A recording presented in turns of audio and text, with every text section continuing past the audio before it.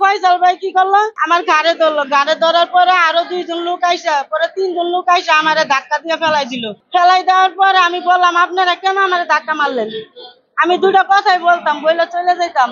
আমি তো এনে অন্যায় কিছু কই নেই। পরে বেশি কথা কইলে তোরা মায়েরা তোর নদী ফেলাই দিব। I am Ox. তখন আমি একটু ক্ষিপ্ত হইলাম যে আপনি তোরাক নদী কেন ফেলাবেন আমারে, ফেলান দেখি। তখন এই কথা কওয়ার পরে বলতেছে যে হ্যাঁ এইভাবে কাজ হবে না, হ্যাঁ রে ধরার পরে এই কথা কওয়ার পরে 10-15 জন লোক নিয়ে আসলো। নিয়ে আসার পরে আমার হাত পা বাঁধলো, বাঁধার পরে যেরকম মার সেরকম খুশি, যেরকম খুশি আমার তল পেটও লাঠি দিতে, আমার সিলি ভাই দিয়েছে।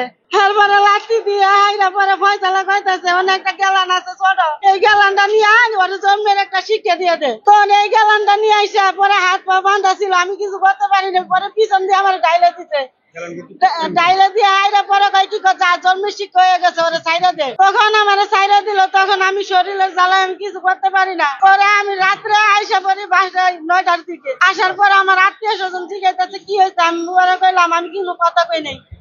না কথা কইয়া পরে আমি অনেক ঘুমাই গেছি। আমার এনে বড় বড় ঠোয়া উঠছে। সকালে উঠে দেখি এই যে আমার হাত পা বাঁধছে, এই যে আমি ভিতরে, ওই যে ঠোয়ালা ছবিটা ওই আমার ওই আপার কাছে। এরপরে সকালে উঠে দেখি যে বড় বড় ঠোয়া পানি পড়তেছে আর দুনিয়ার খাইতেই যাচ্ছে। এই মনোহর হোসেন দীপজল, যে কিনা সাবেক ফ্যাসিস্ট শেখ হাসিনার একজন অন্যতম দোসর, সে এই দামি নির্বাচন এবং যে বিগত সালে যে নির্বাচনগুলো হয়েছে সেই নির্বাচনে সে শেখ হাসিনার তসবি টিপে সে টিকিট কেটেছেন।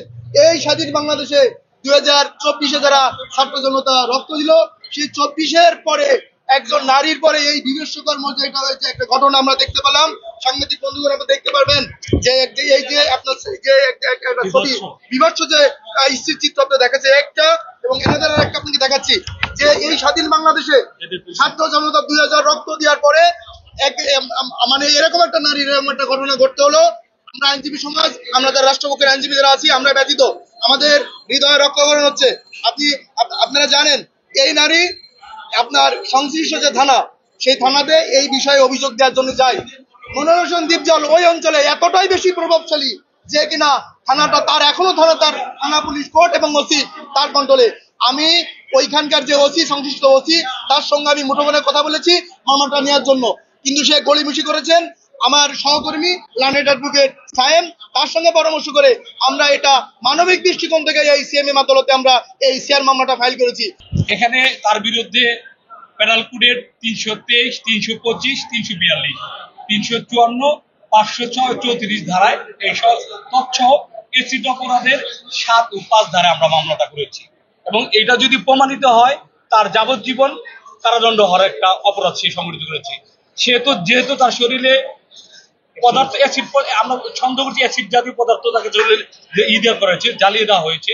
এখন যদি এটা এসিডি হয়ে থাকে, সিআইডি প্রতিবেদন যদি এটা আসে, তাহলে তার যাবজ্জীবন ফাঁসি, ন্যূনতম 10 বছরের জেল হবে, না যাবজ্জীবনের জেল।